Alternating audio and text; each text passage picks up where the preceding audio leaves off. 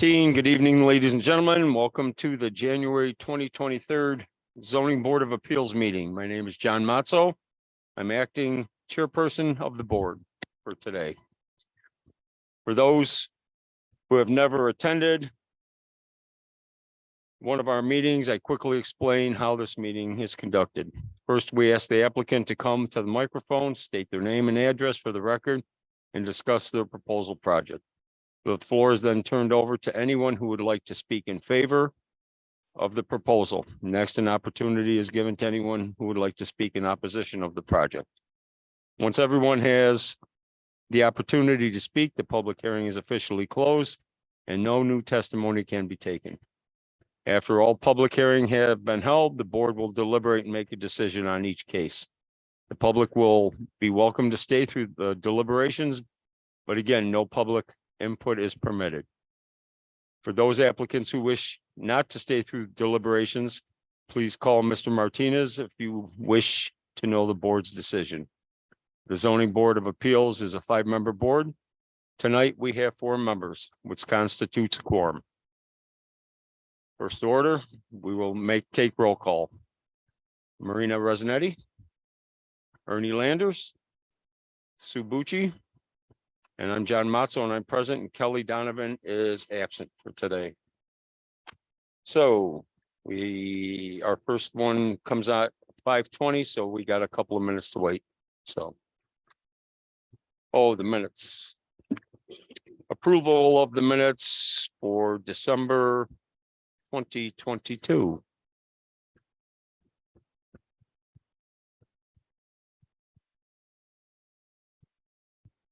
Can I get a second on that, please? Okay. All in favor? Aye. And we will elect a chair next month when we have a full quorum, a full staff, I should say. Okay. I didn't want to keep Kelly out of it, or we can nominate Kelly and he's chair. You didn't show up, your chair.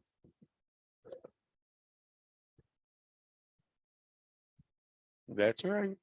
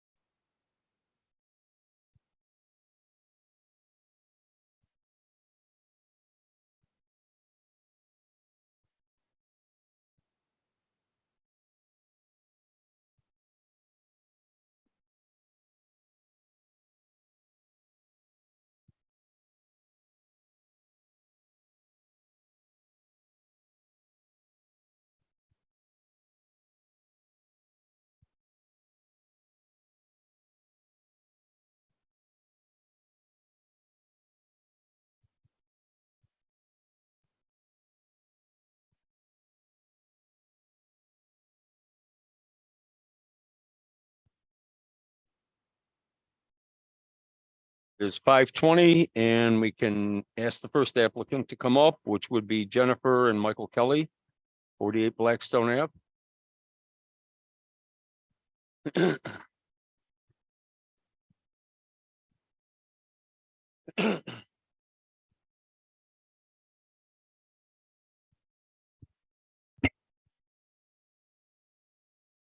Good evening. Good evening.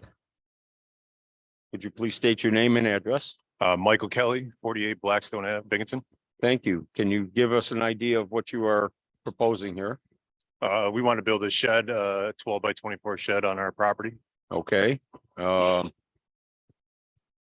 We do have one little incident, according to Mr. Nelson, Paul Nelson. It was not noted in the paper that this shed was exceeding 200 square feet, even though most people, I mean, could figure it out that 12 by 24. So it is up to the board here to decide if you want to go on with it or hold it till next month's meeting. If anybody sees an issue with it, that it wasn't posted, but it was posted in the mailings. That it exceeds. Included in the application. It was included in the application. It was just not posted in the Press and Sun Bulletin. That it was exceeded 200 square feet. By holding that over, then what difference would that make? So what the code says is that the shed cannot have any dimension greater than 16 feet and cannot be greater than 200 square feet in area. What the legal notice says is that they're requesting a variance to build a shed that has a dimension greater than 16 feet. But it doesn't say that they need a variance for a shed that exceeds 200 square feet in area. So that's sort of a technicality. The legal notice does say that the shed is 12 by 24, so it's not a secret that it's bigger than 200 square feet. But the person that wrote this letter in opposition pointed out that technically the variance should be spelled out. Both variances should be spelled out in the legal notice. We talked it over with Corp Counsel this morning, and they said that it's up to the board how to proceed on that. If you want to, so to answer your question, tabling it would allow us to do a new notice that would also mention the 200 square feet. In addition to the fact that it has a dimension greater than 16 feet. But it's up to the board if you want to table and renotice or not. I mean, if you table it, it's just holding. Pardon?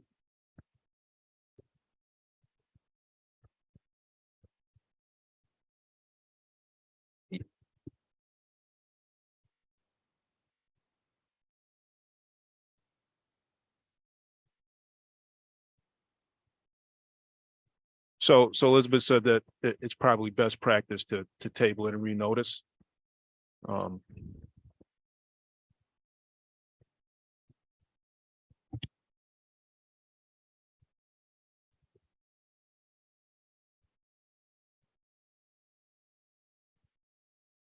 We can. The only thing is, I do believe we do have to open the public hearing since it was noticed, and allow whoever wants to speak, and then you can table it after that. Okay, let's open the public hearing to anybody who would like to speak for it. For 48 Blackstone Ave. If there's anybody here, please come up and speak. Anybody against it?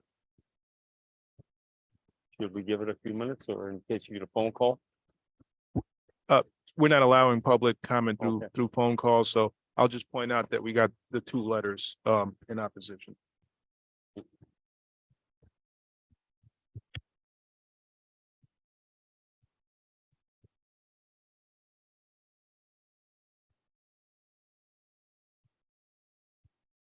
So. Okay, since there's no comment, we'll close the public hearing. Can I get a second on that? Okay. Well, I'm sorry about that. It's tabled until February meeting. Okay. Okay. Thank you for your time. Pardon? I said, thank you for your time. All right, I'm sorry about that, but thank you.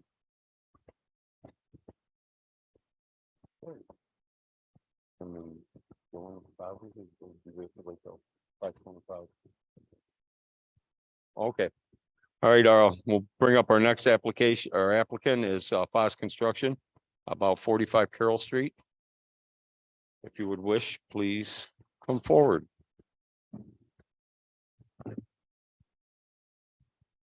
Okay. So can we get, how do we recuse somebody in this matter? All right, state on the record that you are going to recuse yourself and why, yes. I have to recuse myself from this matter. My firm, Him and Harding Patel, represents the applicant. Okay. So Ms. Resinetti is recusing herself. Okay, can you please state your name and from Foss Construction? My name is Carol Coppins. I'm Executive Director for the YWCA. Okay, We are the owners of the project, and I'm here to be part of this zoning board hearing regarding the intergenerational campus. all right, this is an area variance to allow a 54-foot tall building where 45-foot is the maximum height allowed and a 0 setback where 10 feet is required, and to provide 27 parking spaces where 82 are required in a R3 multi-unit dwelling district. Does anybody here have any questions on this project that's going forward? Do you have a question about parking? Carl Guy, Foss Construction Group, President, 3624 Wildwood Drive, Enville. We've also secured parking at the aviary parking parking lot 1 block up, and they've committed at least 40 spaces to us for in perpetuity. Okay, so 40 additional. Yes, 40 additional spaces there. Thank you. We also, I don't know if everybody read the letter here. We also got a letter from a Jeffrey Kent from Bonick Properties. I believe it's pronounced, or Bornick Property Inc. And did anybody read that letter on that? And the original proposal did encroach on his properties, but this one does not any longer. So it's not encroaching on his properties. Now it's the height, even though it does ask for a 0 setback. So he was really not for it, but that was the only letter that we've gotten from that. Is that correct, Tito? Yes, that same person did submit a letter before, but that previous letter addressed the first set of plans. Okay, And so this letter addresses the revised plans that you guys got on base camp. so shoot, So the reason I asked, because this initially says 21 cars, but now you're saying 61 spots would be accommodated that for them.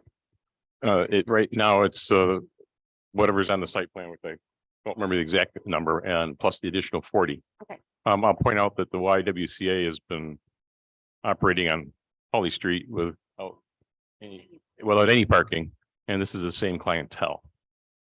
It's just that with the childcare, we want to make sure we had some additional parking.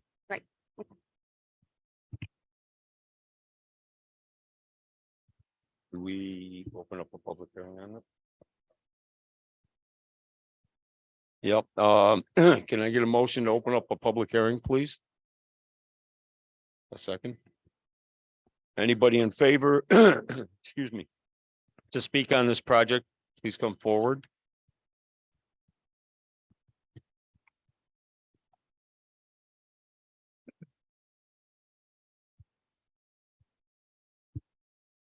Was that just those in favor or anyone? Okay. Or, all right, anybody against it too, please come forward. Good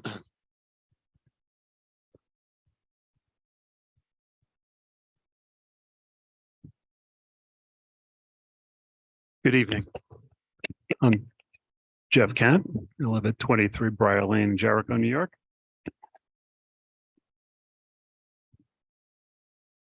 and I'm the owner of the property next door, 47 Carroll Street. First of all, I'm not opposed to the project.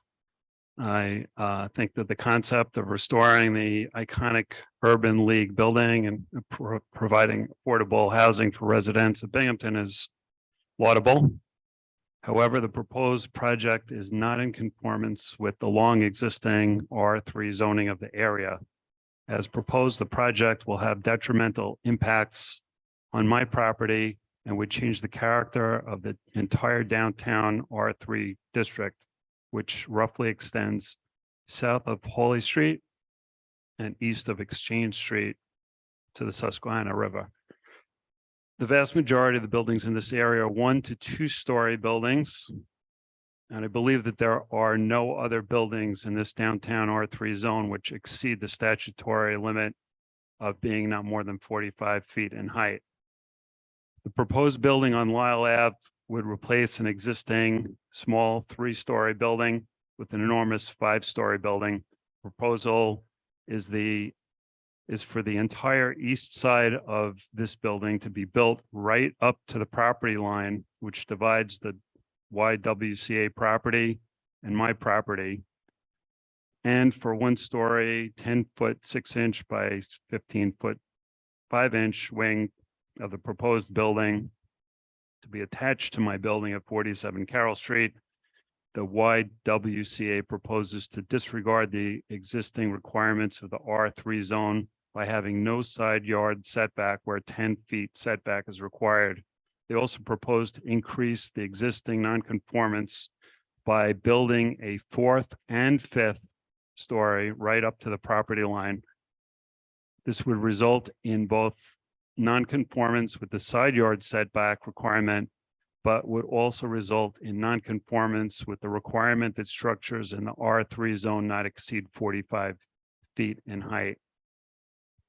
As proposed, this massive building built right up to my property line, violating the required 10-foot side yard setback and exceeding 45 feet, the 45-foot statutory limit in height, would diminish the natural daylight to 13 existing windows on the west side of my building at 47 Carroll Street. The YWCA plan depicts a 10-foot 6-inch by 15-foot 5-inch 1-story wing, which will provide a toilet and 79 square feet of reception area to be built and attached to 47 Carroll Street, which is not in conformance with the required 10-foot side yard.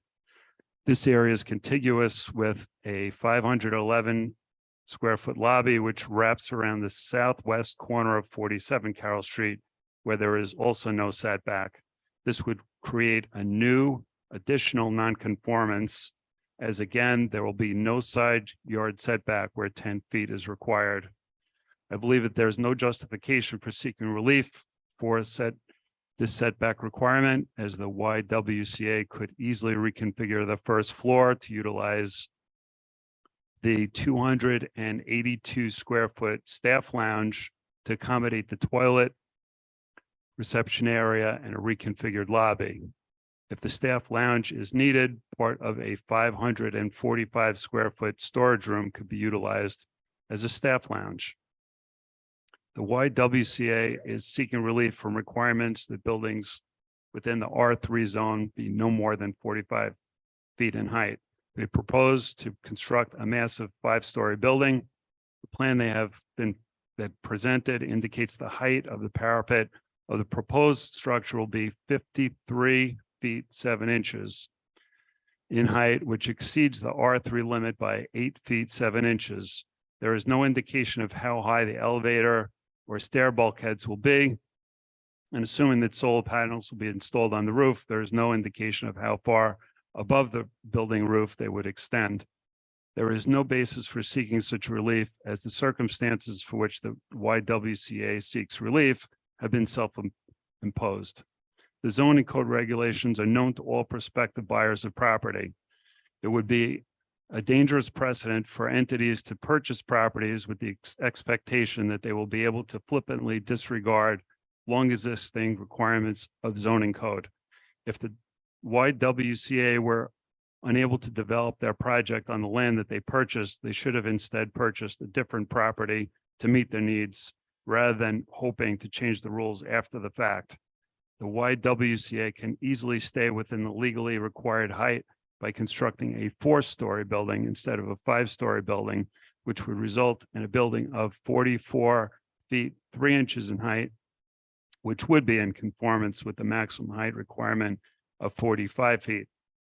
As I believe that there is some precedent to grandfathering pre-existing non-conforming zoning conditions, I respectfully request that if the zoning board of appeals grants a variance for the existing 0 side yard setback for 34 Lyle Ave, that the YWCA be required to step back the east side of the 4th floor of the proposed building to provide for the mandated 10 feet side yard setback.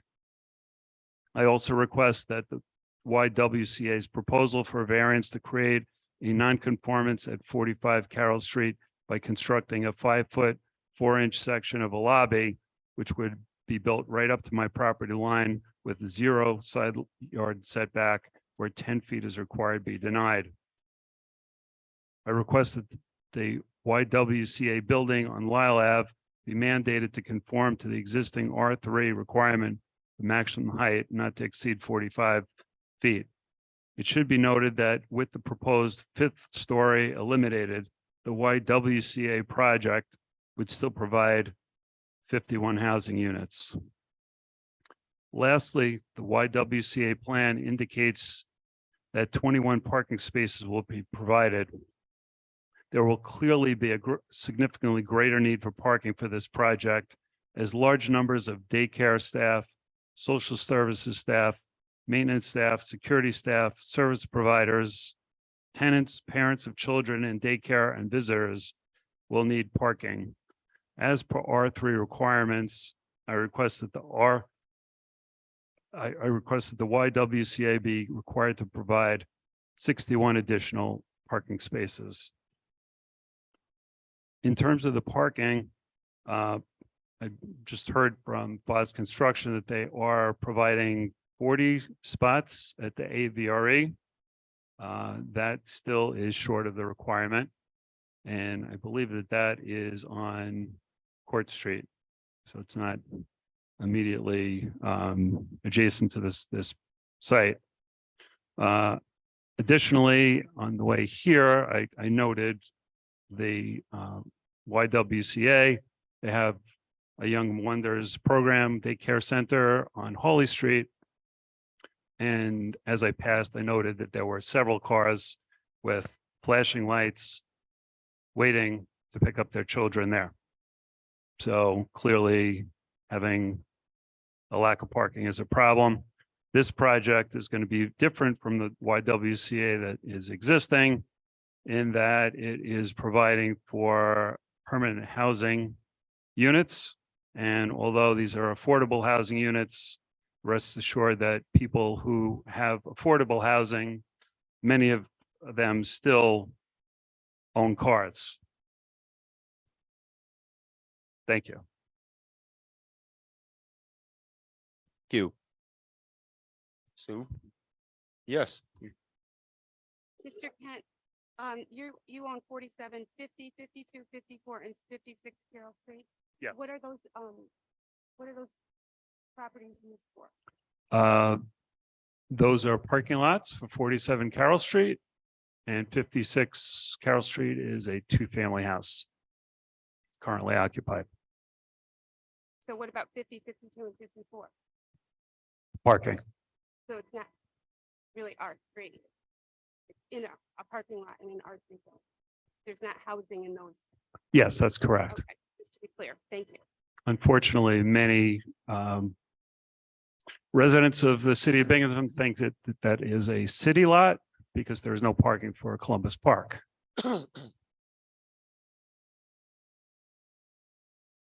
Any other questions? Okay.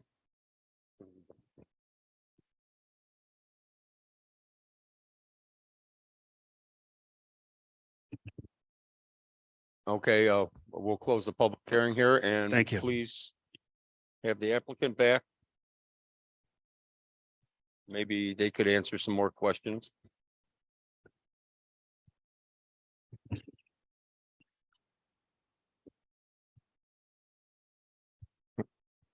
I will point out that Mr. Kent's list of concerns were the exact same ones the planning board had before them when we were in here last week. The one-story non-conforming that's touching Mr. Kent's building is an existing exists right now with the building that is on site. That was the Urban League building? No, it's not the No? Urban League, it's the other. It's 34 Lyle. Okay. We're not, so that we don't disturb his building.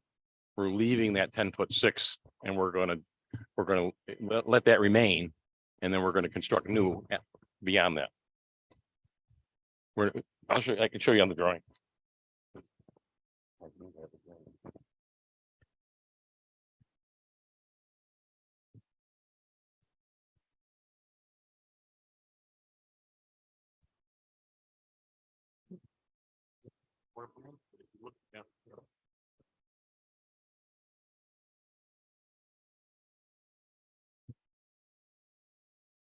Actually, if you look at the cover sheet, you'll see that the existing building is now touching. The existing building is now touching Mr. Kent's building on the existing plan. It is not touching, you said, correct? It is touching. They're right up tight to each other. And that's a condition we're going to leave. It exists right now and we're going to. Oh, so that's the existing building is touching. Yes. We're leaving the one-story 10'6" piece that actually goes across the shared lot there for easement. Excuse me, pointing it out on the elevation there might be helpful to them. It was the second, I think, the second sheet on the. You could point out for them what's existing. We show a fence in front of the shared 10'6" easement area. As Mr. Kent has a dumpster in there. It seems to collect a lot of trash, so we showed a fence, but we have to talk to Mr. Kent about that. But that is the shared. This is the existing, the one-story piece is right here behind the fence. Gotcha. You want to see that?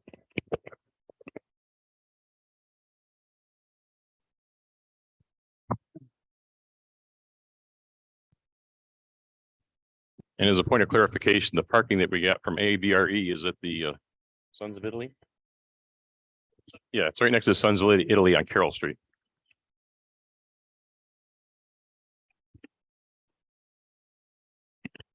Another parking point of clarification. The YWCA at 80 Holly Street has an Office of Children and Family Services licensed and certified childcare center. It's operating on its street level. There is no parking around our building. The employees of the YWCA have spaces that they pay for on a regular basis across the street in the privately owned lot and 2 blocks away. And those employees will also still be employed at the intergenerational campus. They don't necessarily need parking to come to work. They're right there, a block away. The staff will not increase significantly, and the maintenance service will be provided by an outside service. So we don't see parking as an issue.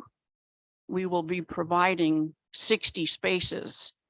The parents don't park their car. There will be space right in front of the old Urban League building to allow them to pull in off the street and safely get their children inside to the childcare center. They won't be on the street with their flashers on. And then lastly, I want to make sure that the zoning board of the city of Binghamton understands a couple of things. The YWCA was incorporated in the city of Binghamton in 1892. We've been there for 130 years providing services to the city, much needed critical services, and we have performed those services quite well, exceptionally actually, when you consider the last couple of years of funding we've received from New York State and the city of Binghamton supporting our project, and the expansion of those needs to a project like the intergenerational campus that you're seeing.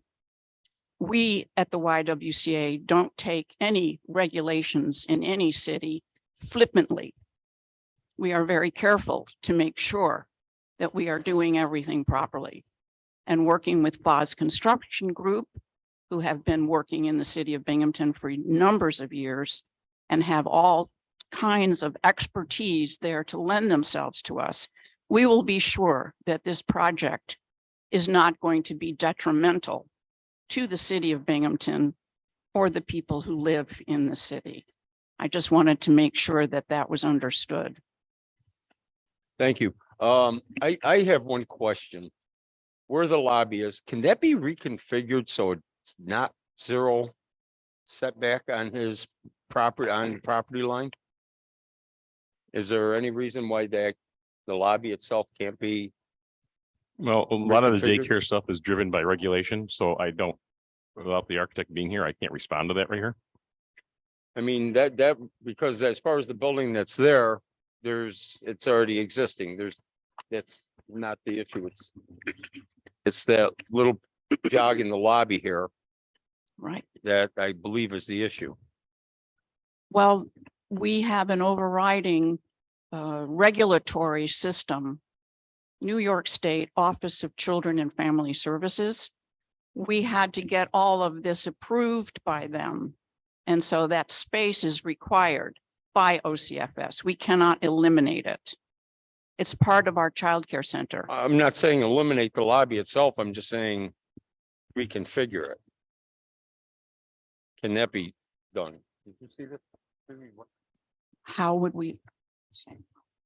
We need Rich.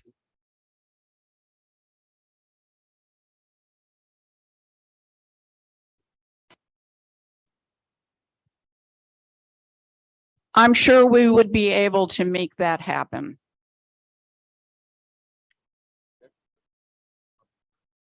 Talking about just squaring that off with the edge of the lot. I'm sure we can find a way to do that That's- piece.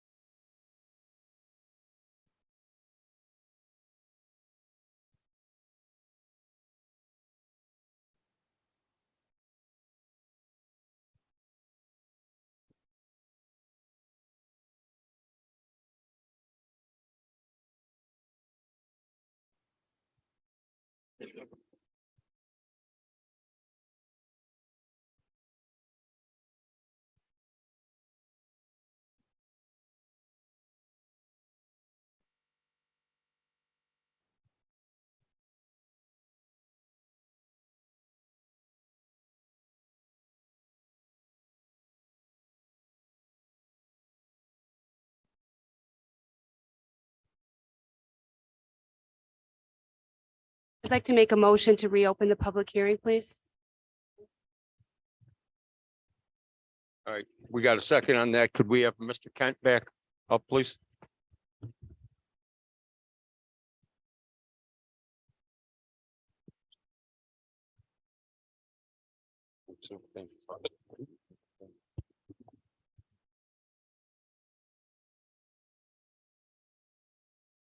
Mr. Kent, could you please verify that, I thought I maybe took the wrong note here, that 47 Carroll Street is a parking lot?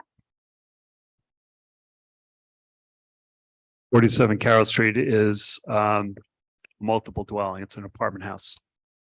Okay, how many dwelling? There are 6 units, 6 units in 47. correct?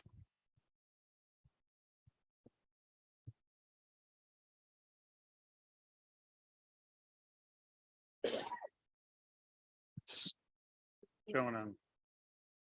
Right.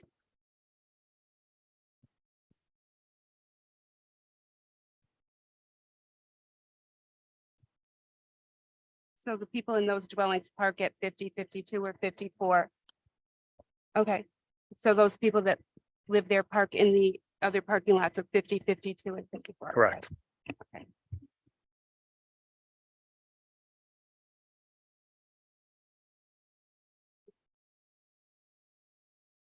Okay, that's the only question I have, John.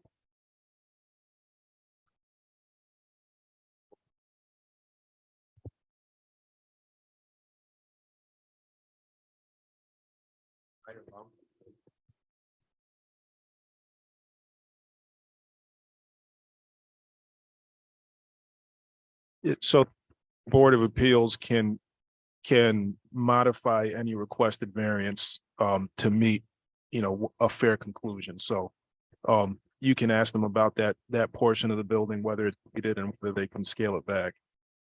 Thank you, Mr. Kent.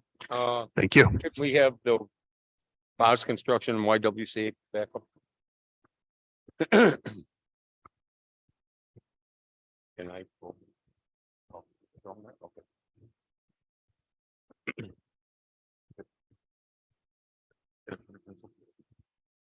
Get a pen?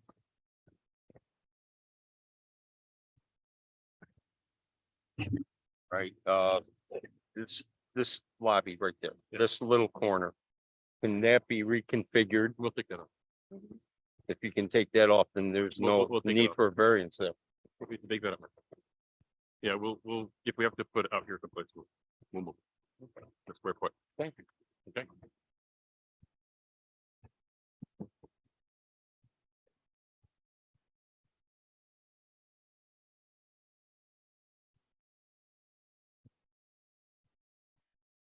There any other questions for the public hearing? Otherwise, we can close that portion again. I just have I want clarification on parking. On our agenda sheet, it's saying 27 parking spots, but on the application, does it say 21? That should read 21 and So our agenda tonight is wrong. It's because I'm looking at it, it's saying 27. It does say 27. yeah, that should read 21. Got it. So, I just wanted to clarify. and one more point of clarification on that, the 40 spaces the board should consider in making their decision, but they don't technically count as official parking spaces. So your decision on the variance will be on 21 parking spaces where I forget what the total required amount was. It's supposed to be 82. Right, so you can consider them for practical purposes, the fact that there are in reality existing parking spaces that can be used.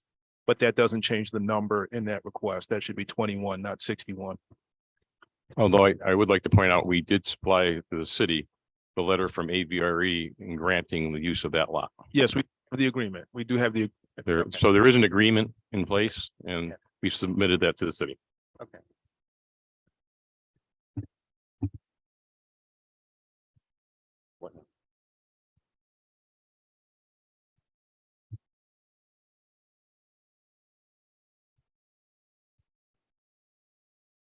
All right, the planning commission was the leader for seeker and they came out with a negative declaration for it.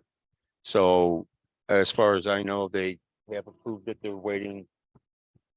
The planning commission approved the site plan subject to you all approving the necessary variances. And they did issue a negative declaration under seeker, so you don't have to do any further environmental review. At this point, you would just deliberate on the requested variances. I think you've all decided essentially to deny the 0-foot side setback variance. You Yes. just want to state that on the record later when you make your final motion, but you do want to deliberate now on the parking variance and the height variance. All right. Okay. Any questions on the height variance or the parking? They did. That they, Question on height, is it gonna be higher than the roof line?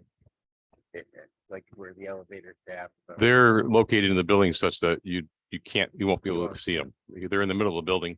Got And we originally designed a 4-story building, but the setbacks and side yard and stuff like that were very restrictive. And the number, it's kind of a game of economics. Yeah. The minimum number of, you know, you still have to pay the bills. Right. And so we did have a 4-story in mind first, but the building footprint was too large. Yeah. So that's the reason we did They put the go 5th up. story to shrink the footprint so we could make, you know, the setbacks more reasonable. Got it. any other questions from anyone?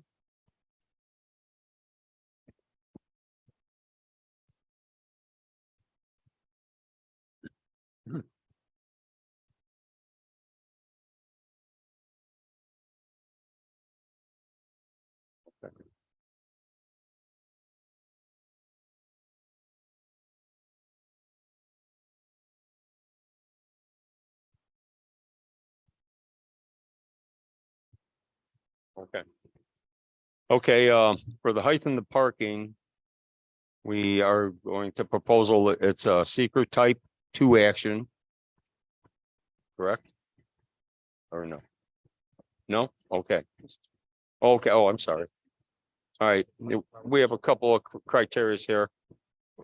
Undesirable change. The board must determine whether granting this variance would result in an undesirable change to the neighborhood, such as the parking and the height of the building. Does anybody see any issues with this as far as an undesirable change to the neighborhood?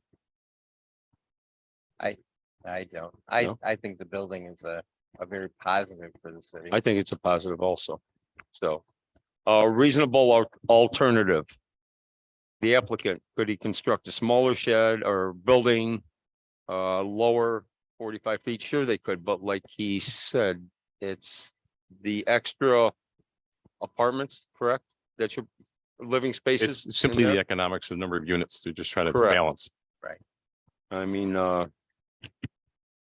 In the space allowable. yeah, is the space Go up allowable? another Sure. floor. Right. Substantial request. Should, you think it's a substantial request to go with the 54 feet over the 47, if I'm not mistaken, or 43, 45? 45 is your maximum height. And they're gonna go with 54 feet, which is Don't see that as substantial. not. Okay. Ernie, do you see any? I mean, a floor is an additional floor, but there's not we've discussed alternatives. Yes. This is the best alternative, so I don't see an issue. All right,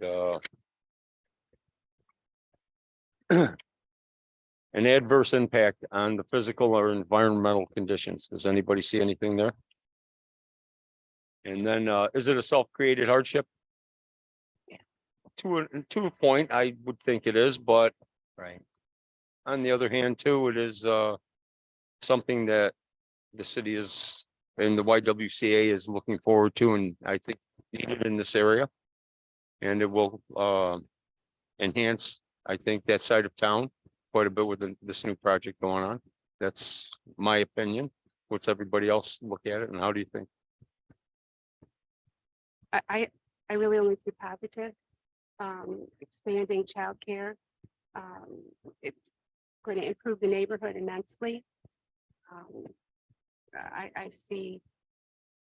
really only see that, I see, we've addressed parking. I feel comfortable with that.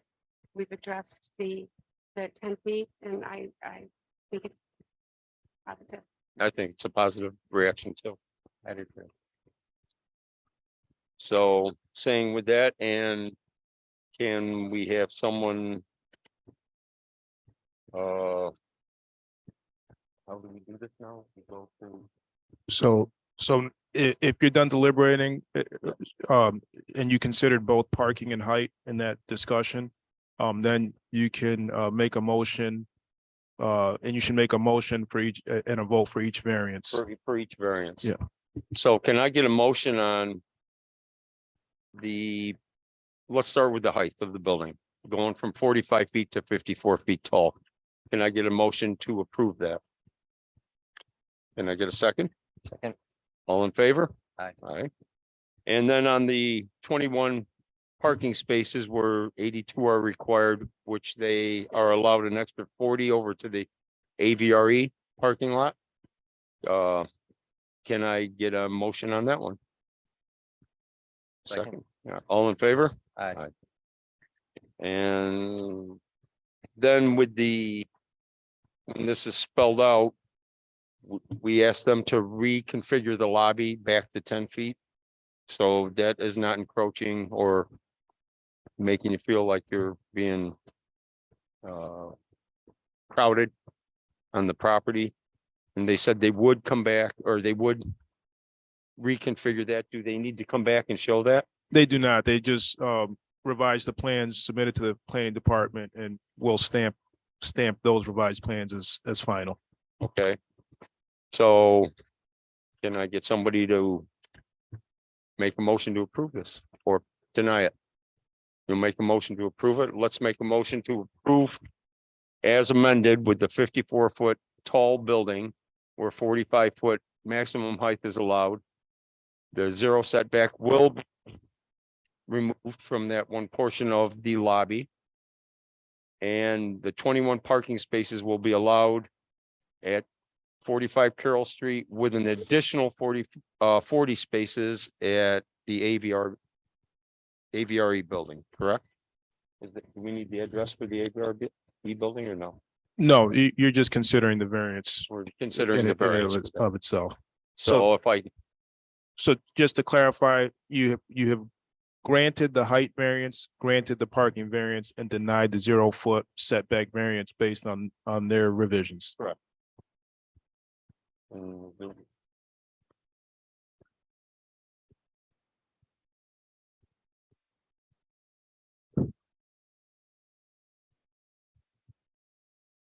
The 4th and 5th story.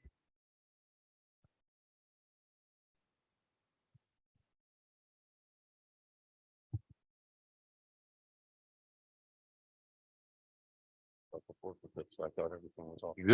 The existing building that's there right now sits exactly where we're building the new building. Are you referring to the attached portion? They're not adding stories onto that attached portion.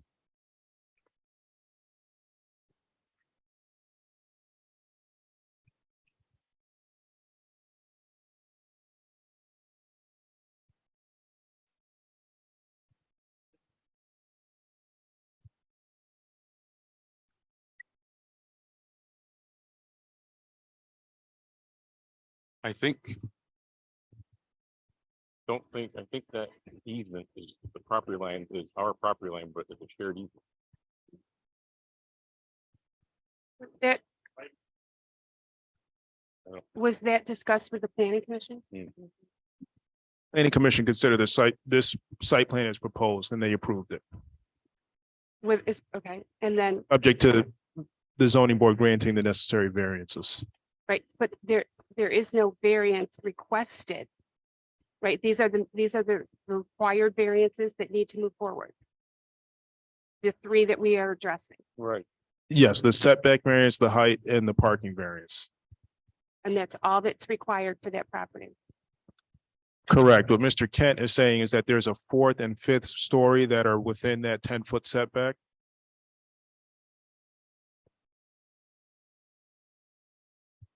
I'm just taking a look at the plans quickly.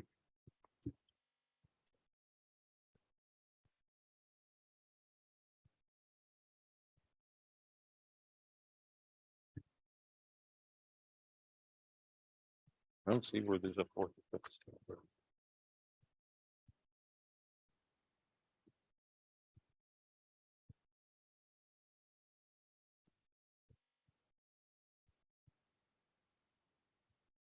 So what we're seeing in the plans is that the lobby area, which is 1 story, is what requires a setback.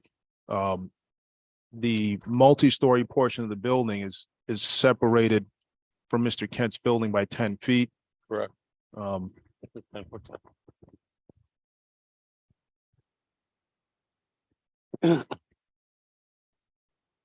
and then the YWCA has an easement on that alleyway, correct?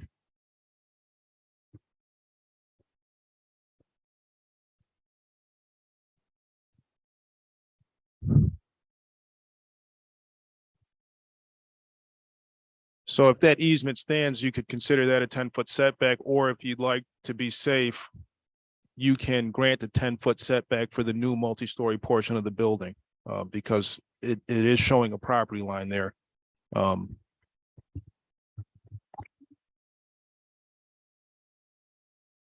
That's this one.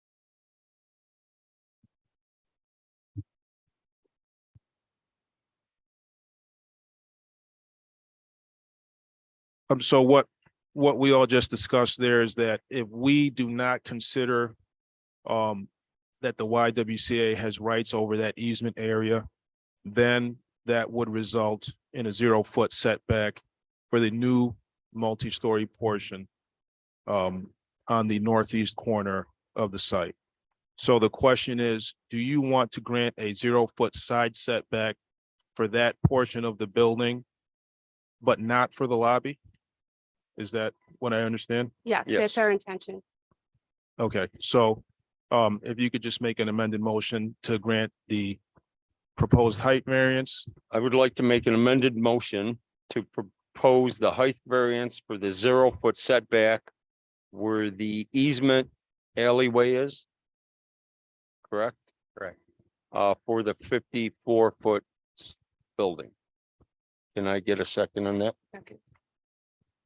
And what else? do you need from there? You vote, so again, a vote to grant the requested height variance, requested parking variance, and a 0-foot side setback for the northeast portion of the building. Can you vote on that? Can we vote on all that Aye. once again? All in favor? Aye. So it's With the amended lobby, correct? correct. So that's 3 in favor, 0 opposed, that passes. Thank you for your time. Thank you. Thank you. Do we have any other business? We do not. We have none. So I'd like to get a motion to. Yes. Make a motion to us. All right, second, Second, we're out of here. we're out. Thank you. Have a good night, guys.